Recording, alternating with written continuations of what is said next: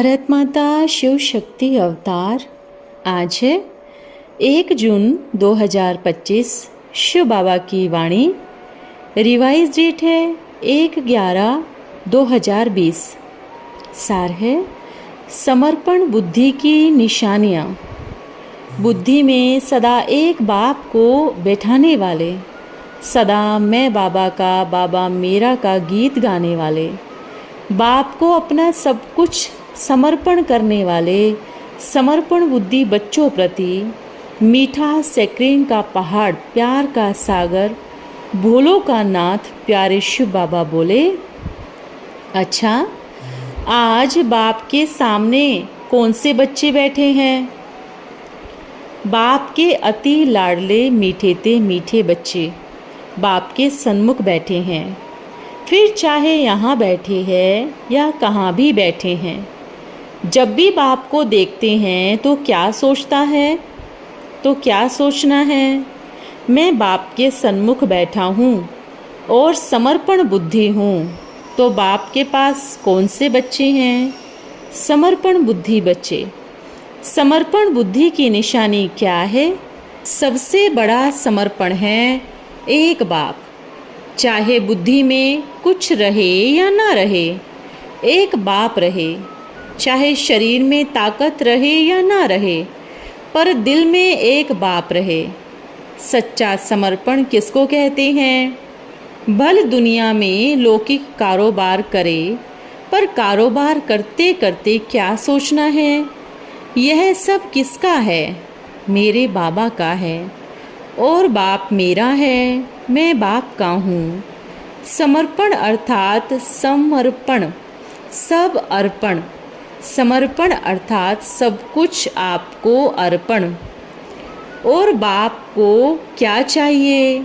बाप को कोई लौकिक दुनिया का धन नहीं चाहिए। जब सारा विश्व मंदिर में जाकर बाप से ही मांगता है तो बाप क्या करेंगे धन का? पर बाप को क्या चाहिए? बाप को चाहिए सब अर्पण करने वाले बच्चे, सब कुछ अर्पण। बच्चों की दिल में कौन है? बाप के प्रति कितना प्यार है, कितना समर्पण है? बाप को चाहिए सच्ची दिल वाले।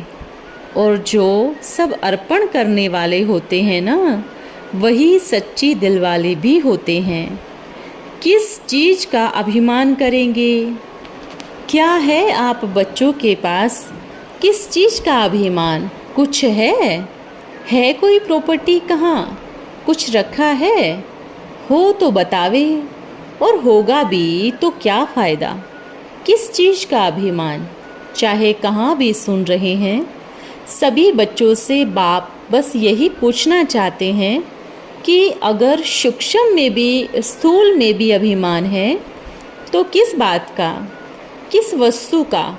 देह अभिमान भी किस काम का है? क्या कुछ चलने वाला है? अगर कुछ है, ऐसा कुछ जो अविनाशी हो, उसके स्वाभिमान में रहो, स्वमान में रहो। और जो विनाशकारी है, कमी कमजोरी है, वह आपकी है ही नहीं।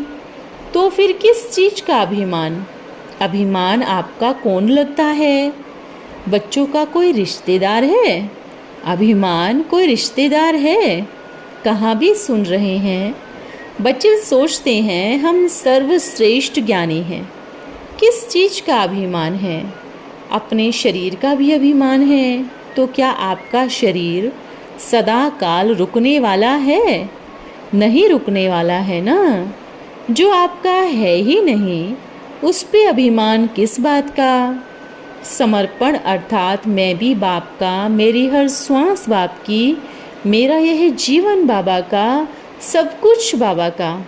जब कुछ है ही नहीं मेरे पास में, कुछ है तो बताओ, कुछ छुपा के रखा है कहाँ किसी कोने में? कभी बैठकर विचार करना कि मैं आत्मा अपने प्यारे पिता के ऊपर कितना समर्पण हूँ, और कितना समर्पण हूँ, और कितना सब अर्पण किया है। क्योंकि बाप को क्या चाहिए? एकदम साफ दिल। बाप क्या है?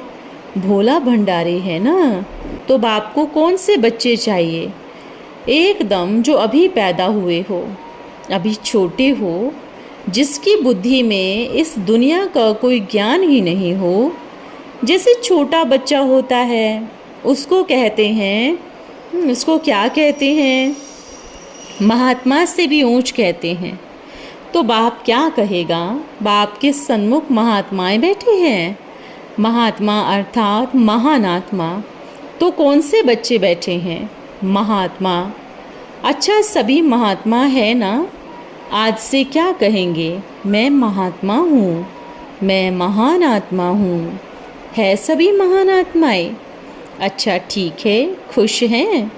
खुश तो होंगे ही, भाग्यशाली भी होंगे, क्योंकि भाग्य विधाता बाप के सन्मुख बैठने वाला कौन है?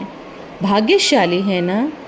बच्चे कहाँ कहाँ बैठकर सुनते तो हैं, हर एक बात सुनते हैं, इच्छा भी होती है, मिलन मनाने का मन भी करता है। तो वापस फिर क्या सोचते हैं? कहाँ किसी को पता पड़ेगा तो क्या होगा? बाप सभी बच्चों को संदेश देते हैं। बाप बार बार क्या कहते थे? टू लेट का बोर्ड लग गया। कहाँ का? मधुबन में तो टू लेट हो ही गए हो, पर बाप उन बच्चों से मिलन मनाने आए हैं जो हर घड़ी मिलने के लिए तरस रहे हैं। अगर निश्चय पक्का है ना, तो बाप अपनी तरफ अपने आप ही खींच लेगा, अपने आप ही बुला लेगा। पर निश्चय चाहिए।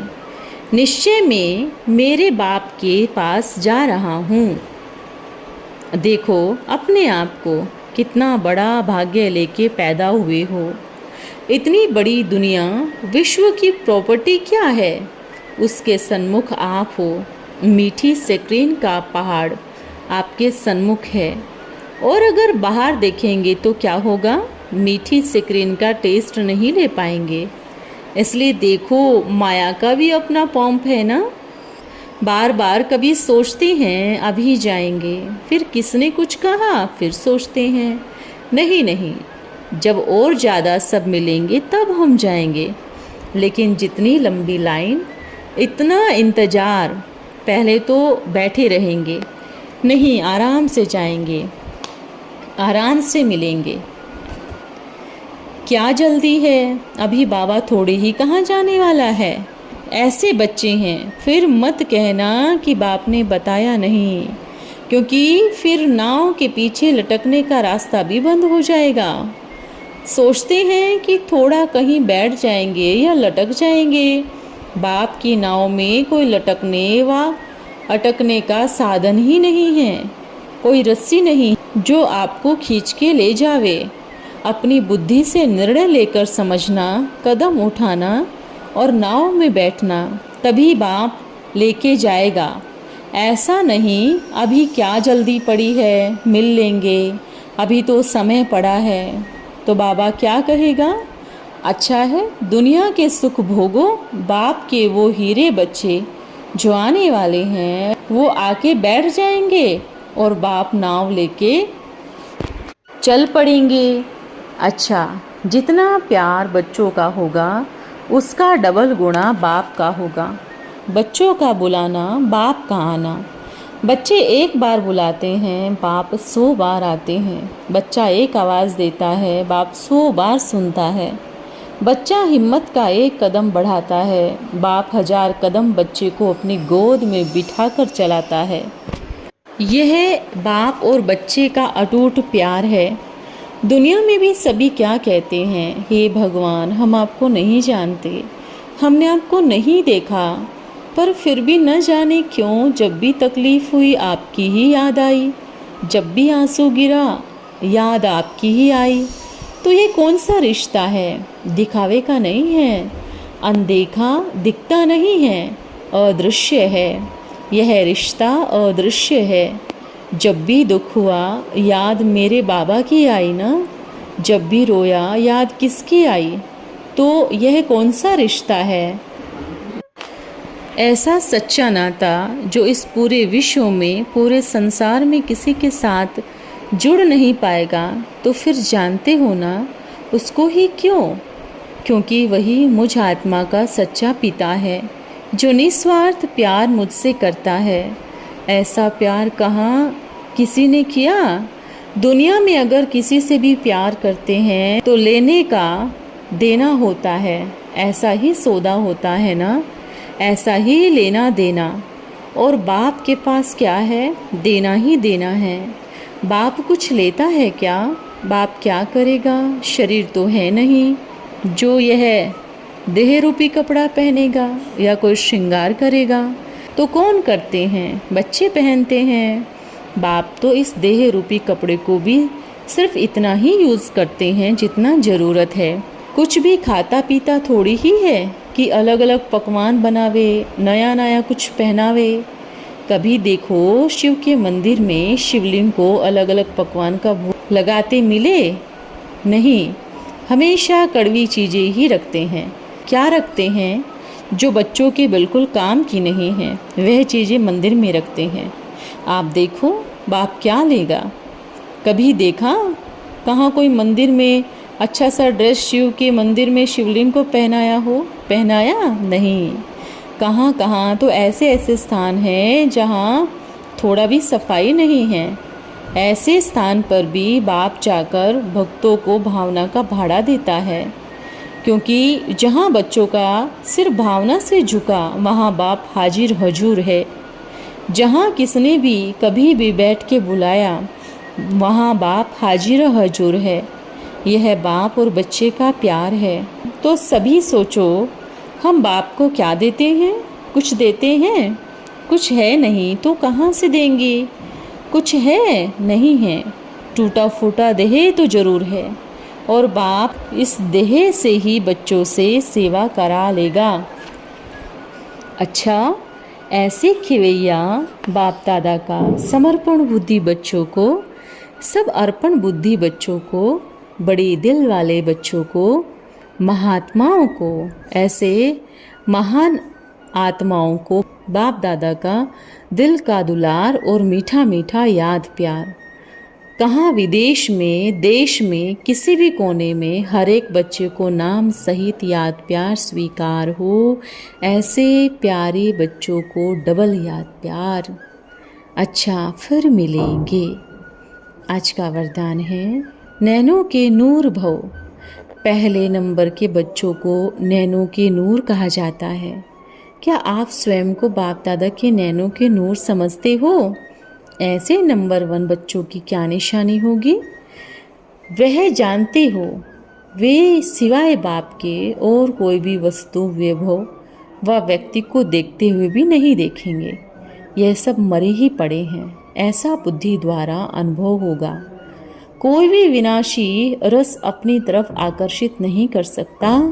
सदा एक के रस में रहने वाले एक रस स्थिति में स्थित होंगे। ऐसे बच्चों को जहान के नूर भी कहा जाता है। ओम नमः शिवाय।